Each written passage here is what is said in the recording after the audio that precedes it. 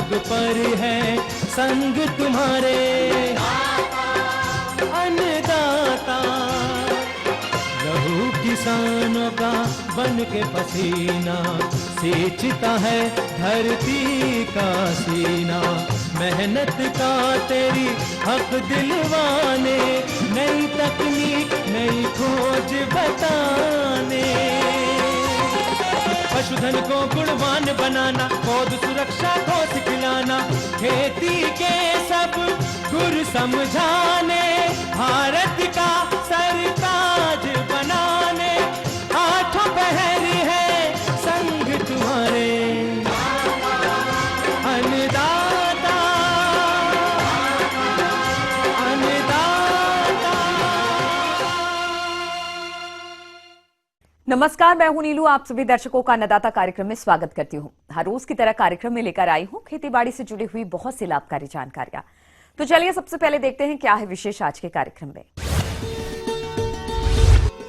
खाद बनाने की यूरोविक विधि पर जानकारी,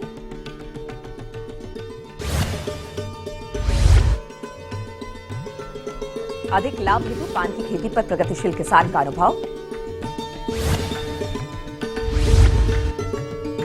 अधिक लाभ के लिए कैसे करें मुर्गी पालन व्यवसाय की शुरुआत।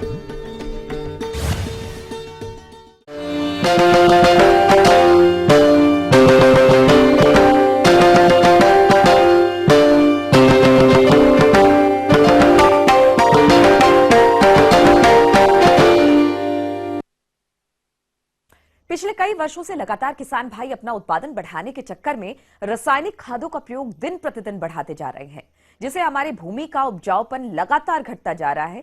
इसलिए हमारे कृषि वैज्ञानिक और कृषि अधिकारी खाद बनाने की यूरोविक विधि की तकनीक को किसानों तक पहुंचा रहे हैं और किसान इससे लाभ भी ले रहे हैं। तो आइए जानते हैं इस तकनीक के बारे में।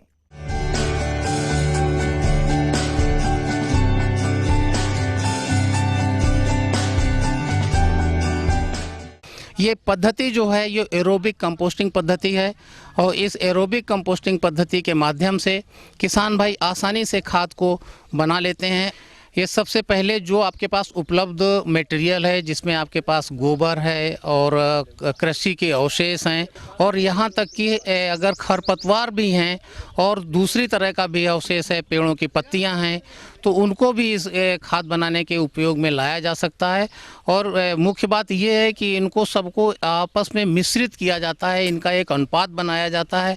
अनुपात इसलिए बनाया जाता है ताकि एरिएशन जो है इसमें आसानी से होता रहे और मटेरियल चिपकने ना पाए, इसकी मुख्य बात ध्यान में रखी जाती है। हाँ, मटेरियल में जो ज्वार का भूसा है उसको ले सकते हैं, बाजरे का भूसा है, मक्का को कटवा करके ले सकते हैं, ज्वार को छोटे छोटे पीस में कटवा करके जो मशीन होती है उससे काट लेते हैं।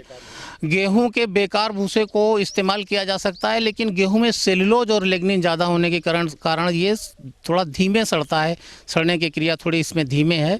और उस सारे मटेरियल को मिक्स करने के लिए या तो इसको मैनुअली मिक्स कर सकते हैं या जो ये पावर मिक्सर है इसकी मदद से इसको मिश्रित किया जा सकता है। और नमी का विशेष ध्यान रखते हैं हम लोग इसमें कि अगर 65% के ऊपर नमी चली गई तो फिर एनारोबिक जो क्रियाएं हैं वो होने लगती हैं और सड़ने की क्रिया जो है उसमें रुक जाती है, बाधित हो जाती है। और इस नमी को पहचानने के लिए किसान भाइयों को हमने बताया कि सारे मटेरियल को जब हाथ से उठा करके और ठीक से इसको जब दबाएंगे तो पानी के का बूंद तो एक दो आए, लेकिन बहुत भारी मात्रा में पानी नीचे ना टपके। ऐसी स्थिति में हम ये मानते हैं कि हमारा जो नमी का स्तर है वो लगभग 60% के आसपास है।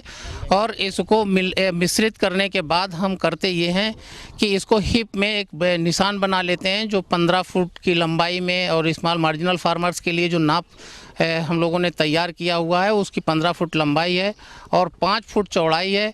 इस पे 1 फुट ऊंचाई का उसको हिप तैयार करते हैं मटेरियल डाल करके पूरे ग्राउंड में नाप करके, और फिर इसके ऊपर एरोबिक पाइप को रखना शुरू करते हैं। जो छिद्रयुक्त प्लास्टिक के पाइप हैं उनको 1 फुट का अंतर दे करके रखते हैं, फिर उनके बीच की दूरी लगभग 2 फुट रखते हैं और रखने के बाद एरोबिक पाइप के ऊपर फिर पुनः मटेरियल मिक्स मिक्सिंग मटेरियल को 2 फुट ऊंचाई तक डालते हैं, क्योंकि एक जो एरोबिक पाइप है वो 1 मीटर डाया तक का चारों तरफ से एरिएशन के लिए वो पर्याप्त होता है। इसी चीज़ को ध्यान में रख करके इस किट का निर्माण किया गया है। फिर 2 फीट ऊंचाई पे जब अगले उस पे हिप की ऊंचाई बढ़ाते हैं, फिर इसके बाद फिर एरोबिक पाइप पुनः हम उसी दूरी पे रखते हैं। रखने के बाद फिर पुनः 2 फीट ऊंचाई बढ़ाते हैं उसकी, और जब पूरी ऊंचाई लगभग हमारी 5 फुट हो जाती है, इसके बाद पूरे हिप को मिट्टी और गोबर से लेपित करते हैं, जो इस तरह से यहाँ पे तैयार किया है हमारे किसान भाइयों ने। और लेपित करने के बाद उसको जो है जो पाइप के जो दोनों सिरे हैं जो खुले हुए हैं उस पे इंड कैप या एक जो ढक्कन है प्लास्टिक का उसको लगा करके उसको बंद कर देते हैं। बंद करने से होता ये है कि शुरू के समय में जो 48 से 72 घंटे में हमारा तापमान उच्चतम बिंदु पे पहुंचता है, और ये तापमान मापने के लिए 48 से 72 घंटे में हमने किसान भाइयों को बहुत ठीक से बताया है, और एक डिजिटल थर्मामीटर भी दिया हुआ है। और ये डिजिटल थर्मामीटर इस तरह का है, ये स्टील रॉड युक्त है और इसमें एक नीचे सेंसर लगा हुआ है, और इसकी मदद से हिप में इसको अंदर डाल करके तापमान को पता किया जा सकता है। और तापमान पता करना बहुत ही महत्वपूर्ण है, क्योंकि किसान भाई अगर इस तापमान ठीक से नहीं पता कर पाएंगे तो जो खरपतवार के बीज हैं जो हमारे कृषि अवशेष के माध्यम से या हमारे जो भी हमारा मटेरियल है उसमें जो खरपतवार के बीज होते हैं, अगर हम 62 डिग्री तक तापमान नहीं पहुंचा पाए तो ये सारे के सारे खरपतवार के बीज पुनः हमारे खेतों में पहुंचते हैं, जिससे हमारे किसान भाई खतरनाक वीडीसाइड जो है खरपतवार नाशक का उपयोग करते हैं, और उनका लागत मूल्य भी बढ़ता है और अनाज की गुणवत्ता भी गिरती है। तो इन सारी चीज़ों का बड़ा ध्यान रखना है। इसके बाद जो लेपित की हुई जो हिप है उस पर पुनः पानी का छिड़काव करते रहते हैं, ताकि उसमें जो दर्रे आते हैं उनको पुनः लेपित कर देते हैं। और लगभग 15 दिन में हम एरोबिक पाइप में जो ढक्कन लगे हुए हैं उनको हटा देते हैं, ताकि एरिएशन पुनः शुरू हो जाए और जो कम ताप के बैक्टीरिया हैं वो एक्टिवेट हो जाएं और सड़ने की क्रिया अच्छे से आगे चलती रहे। और ये जो हिप है ये लगभग 90 से 120 दिन में अच्छी तरह से बन के तैयार हो जाती है। जो जैविक एरोबिक खाद यहाँ पे तैयार की गई उससे किसानों को बहुत ही फ़ायदा हुआ, और इसका रिस्पांस इतना अच्छा हुआ कि ये बराबर जो है इस कार्य को बढ़ाते चले जा रहे हैं, और आगे जो भी किसान नए जुड़ते जा रहे हैं वो भी इसके लाभ से परिचित हो रहे हैं। और मैंने यहाँ पर IWMP योजना के अंतर्गत समेकित वाटर सेट प्रबंधन कार्यक्रम के जो भारत सरकार की योजना है उसके अंतर्गत उत्पादन प्रणाली एवं लघु उद्यम PSME के अंतर्गत किसानों का चयन स्टिकवापुर गांव में किया है, और उनको 24,000 रुपये से लाभान्वित करके एरोबिक कंपोस्टिंग खाद बनाने की विधि डॉक्टर RP सिंह साहब के माध्यम से यहाँ पे बनवाया है। हमने हिप तैयार करवाए हैं और उसका अच्छा परिणाम आया है। किसान भाई अब जो है स्वयं अपने पास से अपनी लागत के पे जो है इसका तैयार कर रहे हैं, और खेतों में बहुत अच्छा उत्पादन हुआ है, और इससे जो है इनकी खुशहाली बढ़ेगी। कंपोस्ट तैयार करने की यह नई विधि है। इस विधि में लागत खर्च बहुत कम आती है। इसे तैयार कर आप अपने खेतों में प्रयोग करके अधिक लाभ ले सकते हैं। आइए उन किसान भाइयों से मिलते हैं जिन्होंने अपने फार्म पर इस कंपोस्ट को तैयार किया और पिछले वर्ष अपने खेत में प्रयोग भी किया था।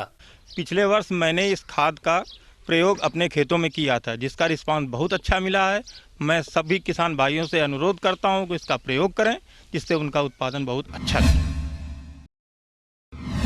मैंने पिछले साल एरोबिक विधि द्वारा खाद तैयार की थी। उसमें मैंने लगभग गांव से 7 लोगों को अपने साथ भी लिया था। उसका प्रयोग बढ़िया समझ में आ भी रहा है, और हम लोगों ने जो अपने व्यक्तिगत खेतों में डाली थी, जिन लोगों ने बनाया था, किसी ने भी यूरिया और DAP न बुआई में न छिड़काई में बिल्कुल नहीं प्रयोग किया। जो हमने एरोबिक खाद को ये खाद प्रयोग किया, अपने हाथों से बनाया है, तो हम ना कोई DAP ना कोई यूरिया डाली है, और ये आप हमारी फसल देख लीजिए कितनी अच्छी है। ये थी कुछ उपयोगी जानकारियां। अब लेते हैं एक छोटा सा ब्रेक, जल्द लौटेंगे और कार्यक्रम में आगे है महत्वपूर्ण जानकारियां, तो बने रहिए हमारे साथ।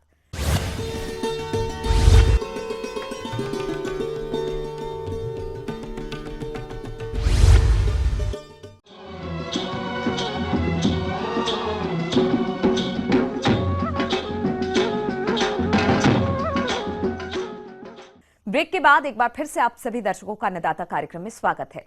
बढ़ते हैं अगली प्रस्तुति की ओर।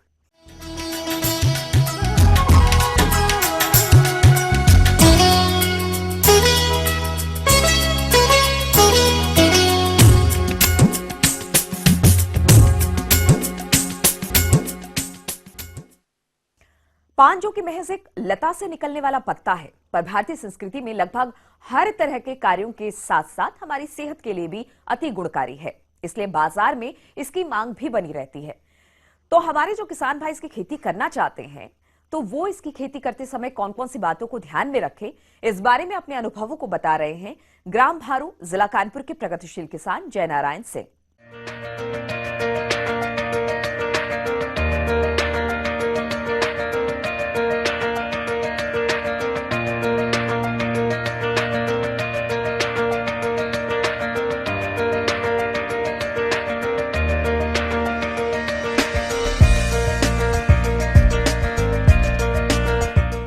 मैं एक प्रगतिशील किसान हूँ। मैं अपनी पौराणिक खेती करता था। एक बार उद्यान विभाग की ओर से मैं जनपद के बाहर भ्रमण में गया तो महोबा में मैंने पान की खेती के विषय में भ्रमण में ले जाया गया और मुझे दिखाया गया। मैंने वहाँ के किसानों से जब पूछा तो किसानों ने उनकी लागत और आय में बहुत अच्छा मार्जिन बताया।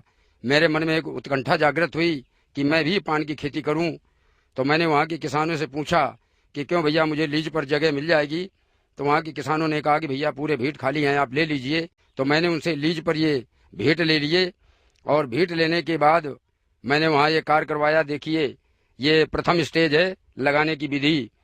इस प्रकार से लगाया जाता है। इसकी लागत आती है 1 लाख से 1.5 लाख। 1 बीघा में 50,000 रुपये का तो बीज आता है जो लगाया जाता है। जैसे देख रहे हो हमारे मजदूर लगा रहे हैं, इनके द्वारा मैं खेती करवा रहा हूँ।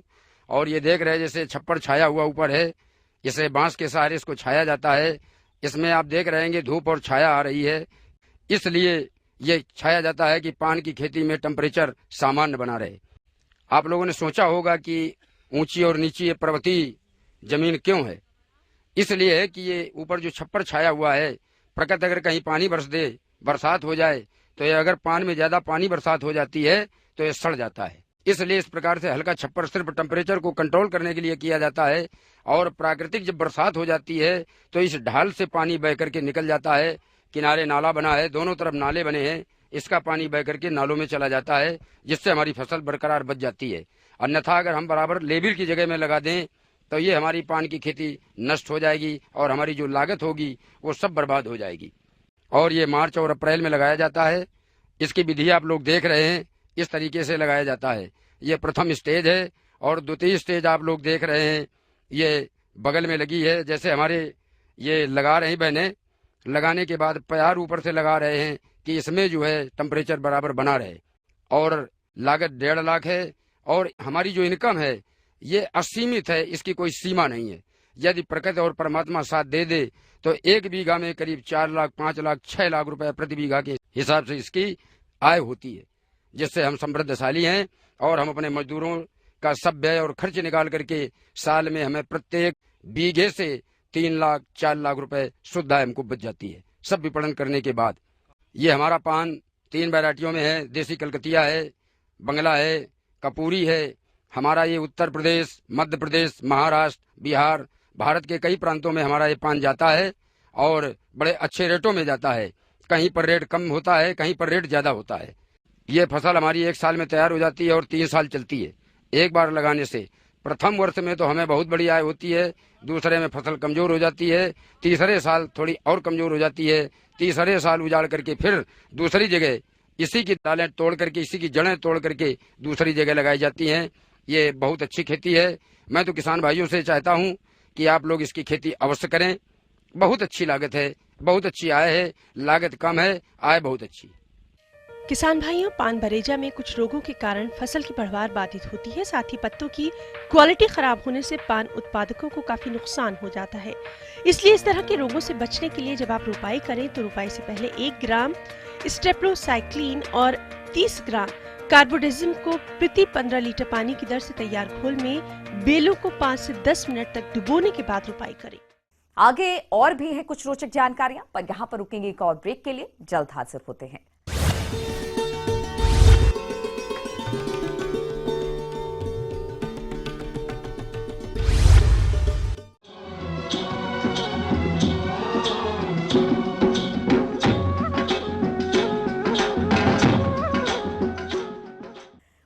बाद आप सभी दर्शकों का स्वागत है। चलिए अब रुक करते हैं अगली कड़ी की ओर।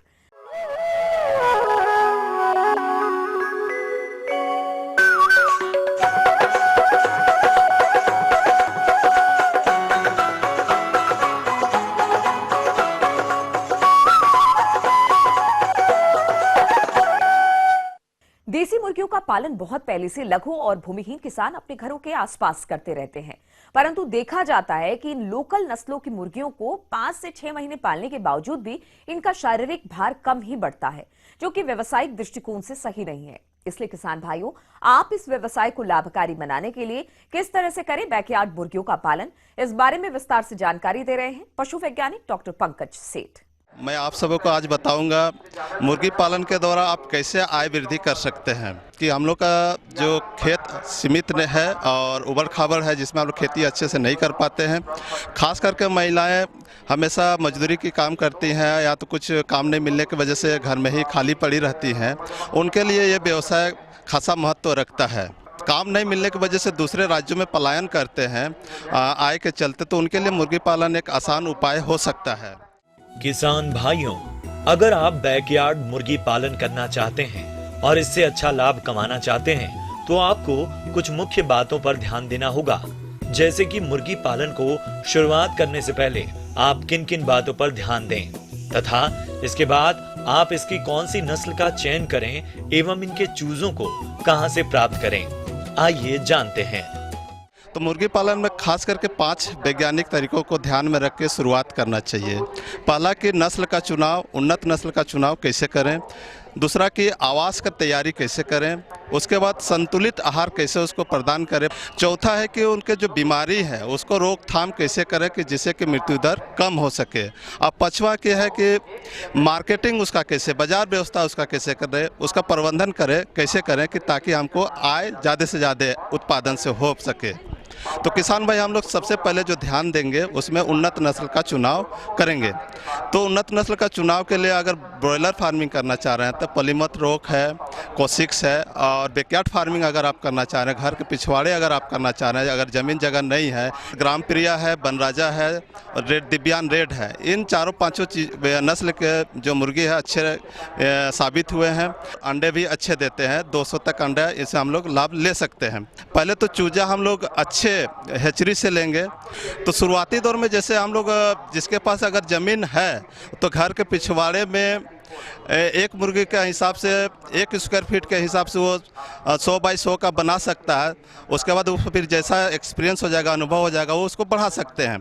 पेट्रोमैक्स या तो गैस लाइट या तो बिजली का व्यवस्था हो जाए तो और अच्छी बात है। अगर बिजली का व्यवस्था नहीं भी है तो गैस से भी और सोलर से भी हम लोग कर सकते हैं। उसको रोशनी चाहिए। जो ज़मीन है, फर्श है, उसको हम लोग फिनाइल से, चूना के पानी से साफ़ हमेशा करते रहें। बिछावन के लोग कुट्टी दे दें, भूसा दे दें, जो धान का भूसा है उसको हम लोग बिछावन तैयार कर देंगे। 15 दिन में उसको हटा देंगे। मुर्गियों में मृत्यु दर होती है वो बहुत कम हो जाएगी, 1 से 2% ही रह जाएगी। जो अगल बगल की झाड़ियाँ हैं उसको भी साफ कर देना चाहिए। अगर हम लोग खाने का इसका अगर ध्यान दें, किस तरह का खाना दिया जाए, आहार किस तरह का दिया जाए, तो हम लोग के पास जो घर में अवेलेबल है, जैसे कि हम लोग खुदी चावल दें, टूटा हुआ गेहूं दें, मकई का दाना जो हम लोग खेत चलाते हैं, मकई हम लोग का बच जाता है उसको हम लोग दें। बरबट्टी हम लोग लगाते हैं, टूटा हुआ बरबट्टी हम लोग उसको दें, तो हम लोग को लागत कम होगा। लेकिन साथ में हम लोग ये ज़रूर ध्यान दें कि हम लोग मिनरल मिक्सचर उसमें ज़रूर मिलाएं, ताकि हम लोग का एक न्यूट्रिशन जो उसको मिलता है वो मिलता रहे, पोषक तो उसको मिलता रहे और बढ़ोतरी उसमें होता रहे। बाजार से मुर्गी दाना मिलता है। मुर्गी दाना हम लोग कम से कम रोज 20 ग्राम के हिसाब से उसको दें प्रति मुर्गी, तो एक अच्छा न्यूट्रिशियस पोषक तत्व उसको मिलता रहेगा। किसान भाइयों, जब आप मुर्गी पालन की शुरुआत कर देते हैं तो शुरुआती अवस्था से बढ़वार तक कुछ बीमारियों का प्रकोप होने लगता है। तो इनमें कौन कौन सी बीमारियां लगती हैं तथा आप इनकी रोकथाम किस प्रकार से करें और इसी के साथ साथ आप अन्य कार्यों को किस प्रकार से करें, आइए जानते हैं। देखते हैं कि कुछ बीमारी हो जाती है, जैसे टुनकी रोग आप लोग बोलते हैं देहातों में। बर्ड फ्लू आजकल आया है, बर्ड फ्लू का भी काफ़ी प्रकोप है। तो हम लोग जो शुरुआती चूजा लेंगे तो एक बार चूजा अच्छा लेने के बाद 3-4 टीकाकरण कराना आवश्यक होता है। जैसे कि F1 रानीखेत का हम लोग चूजा का जो पहला दिन होता है उसी दिन हम लोग दे दें। उसके बाद 7वां दिन में F2 उसको रिपीट करेंगे ताकि वो बीमारी दोबारा आ ना सके। उसके बाद हम लोग एक 14 दिन में गोम्बोरो का एक टीकाकरण करेंगे, जिसको कि हम लोग मुर्गी का एड्स कहते हैं, तो वो नहीं हो पाएगा। उसके बाद मुर्गी चेचक का टीकाकरण कराना जरूरी है। आप लोग मुर्गी चेचक देखते हैं कि उसका जो फूल होता है उसमें दाना दाना हो जाता है, गले के आसपास दाना दाना, बटन दाना जैसे हो जाता है, तो इसका भी हम लोग टीकाकरण करेंगे। उसके बाद एक मेरेक्स डिजीज जो होता है, रोग होता है, उसका भी हम लोग टीकाकरण अवश्य करेंगे। और साथ में जो हम लोग पीने का जो पानी देंगे उसमें बिमिरल मिला के देंगे ताकि बीमारी नहीं हो पाए। उसके बाद हम लोग मार्केटिंग करने के लिए हम लोग एक चेन बना लेंगे कि हम लोग सप्ताह में 100 मुर्गी बेचें। उसी हिसाब से एक सप्ताह में 100 मुर्गी लेंगे, दूसरे सप्ताह में 100 मुर्गी लेंगे, तो हम लोग 4 सप्ताह में 400 मुर्गी हो जाएगा। वैज्ञानिक चीज़ों को ध्यान में रख के कर रहे हैं, तो कम समय में कम लागत में आप एक अच्छा लाभ कमा सकते हैं।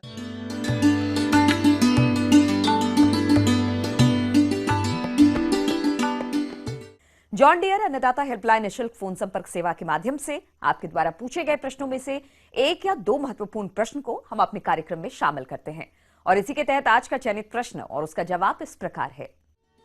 अन्नदाता निःशुल्क फोन संपर्क सेवा के माध्यम से पूछे गए प्रश्नों में से आज हमने जिस प्रश्न को कार्यक्रम में शामिल किया है उससे पूछा है ग्राम भटनी, जिला देवरिया के कृषक सत्यदेव यादव ने। यह मिर्च की फसल में पर्ण कुंचन रोग की रोकथाम के बारे में जानकारी चाहते हैं।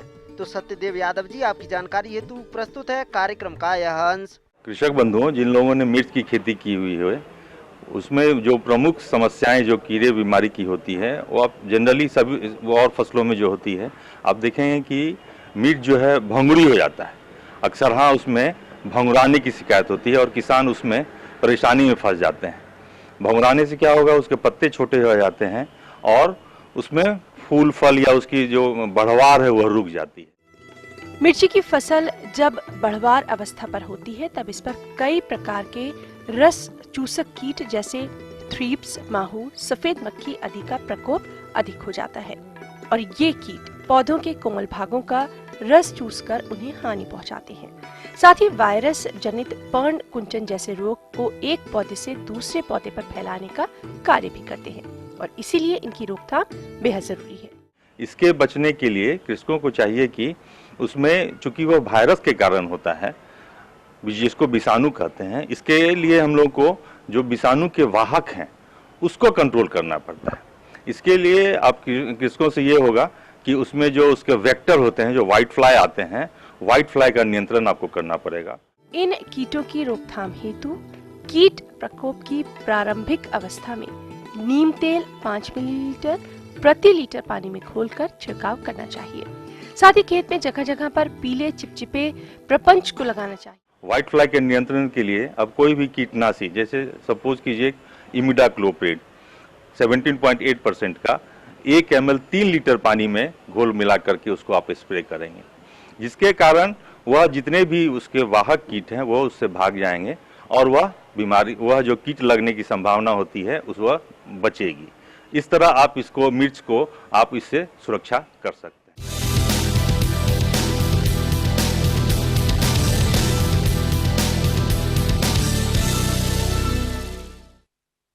राज्य के विभिन्न मंडियों में कृषि उत्पादों के चढ़ते उतरते बाजार भाव की संक्षिप्त जानकारी इस प्रकार है।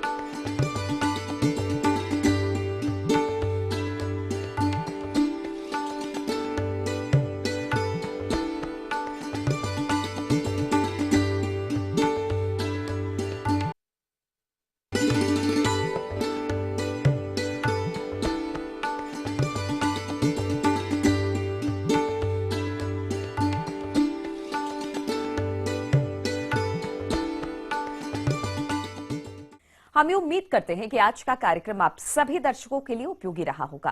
किसान भाइयों, अन्नदाता आपकी सेवा के लिए संकल्परत है। कृषि संबंधित समस्या एवं सुझावों के लिए आप हमें इस पते पर संपर्क कर सकते हैं। प्रोड्यूसर अन्नदाता ETV Uttar Pradesh Uttarakhand, Ramoji film city, Hyderabad 501512। साथ ही आप हमें ईमेल भी कर सकते हैं। हमारा ईमेल है p18annadaata@nw18.com। इसके अतिरिक्त आप हमें जॉन डियर निशुल्क हेल्पलाइन नंबर 180041921555 पर सोमवार से शनिवार सुबह 10 से शाम 4 बजे के बीच संपर्क भी कर सकते हैं।